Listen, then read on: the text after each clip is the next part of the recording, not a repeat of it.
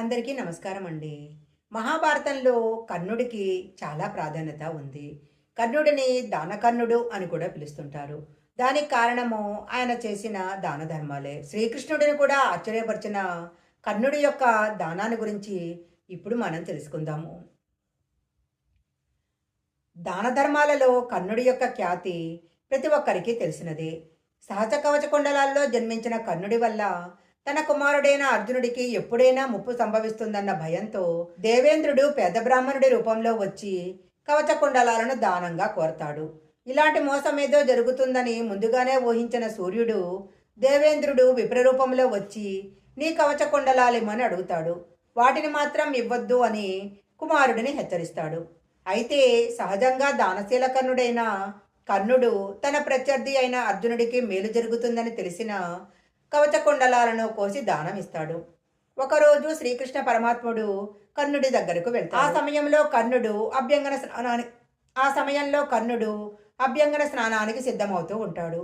కర్ణుడికి ఎడమవైపు రత్నాలు పొదిగిన గిన్నెలో నూనె ఉంది. కృష్ణుడు వస్తూనే కర్ణ, ఆ గిన్నె చాలా బాగుంది, నాకు ఇస్తావా అని అడిగాడు. పరమాత్మ, మీరు అడగాలే కానీ ఏదైనా ఇవ్వడానికి నేను సిద్ధం అంటూ వెంటనే నూనె పాత్రను కృష్ణుడికి దానంగా ఇచ్చేశాడు. అప్పుడు కృష్ణుడు, అదేంటి కర్ణ, ఎడమ చేత్తో ఇస్తున్నావు? ఇలా వామహస్తంతో దానం ఇవ్వటం మంచి పద్ధతి కాదని నీకు తెలియదా అని జగన్నాటక సూత్రధారి ఆక్షేపించాడు. నా కుడి చెయ్యి నూనెతో ఉంది. ఎడమ చేతిలో గిన్నె కుడి చేతిలోకి తీసుకునేలోపు ఏమవుతుందో తెలియదు. లక్ష్మి చంచలమైంది. యముడు దయలేనివాడు. కడుక్కొని వచ్చి దానమిచ్చేలోపు ప్రాణాలుంటాయో లేదో ఎవరికి తెలుసు. పైగా ఈలోపు దానం ఇవ్వాలన్న నా ఆలోచన కూడా మారిపోవచ్చు. నా సంకల్పంలో మార్పు రాకముందే దానం ఇవ్వాలి అనుకున్నా. అందుకే అడిగిన వెంటనే నూనె పాత్ర దానం చేశాను. అంతేకాని ఎడమ చేతితో దానం ఇవ్వకూడదని తెలియక కాదు అన్నాడు. కర్ణుడి యొక్క దానశీలతకు పరమాత్ముడు ఆశ్చర్యపోయాడు. అతన్ని మనసారా ఆశీర్వదించి దానం తీసుకున్నాడు. కర్ణుడి వివేచనకు సంతోషించి ఏదైనా వరం కోరుకోమని అడిగాడు.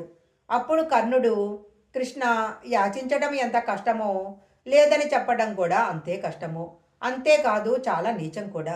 కాబట్టి ఏ జన్మలో కూడా దేహి అని యాచించటం కానీ, నాస్తి అనే మాటలు కానీ నా నోటి వెంట రాకుండా అనుగ్రహించు అని కోరాడు. దాన ధర్మాలు, మంచి పనులు అనుకున్న వెంటనే చెయ్యాలి. జీవితము క్షణక్షణ భంగురమని తెలిసి ధర్మకార్యాలను వాయిదా వేయకుండా వెంటనే పూర్తి చేసేయాలని ఈ కథ వలన మనం తెలుసుకోవచ్చు. ఈ వీడియో కనుక మీకు నచ్చినట్లయితే లైక్ చేయండి, షేర్ చేయండి. ఇలాంటి మరిన్ని వీడియోల కోసం మా ఛానల్ సబ్స్క్రైబ్ చేసుకోండి. పక్కనే ఉన్న బెల్ ఐకాన్ని యాక్టివేషన్ చేసుకుంటే మేము పెట్టే వీడియోలన్నీ కూడా మీకు ముందుగానే నోటిఫికేషన్గా వస్తాయి. మరొక మంచి వీడియోతో మళ్ళీ కలుసుకుందాం.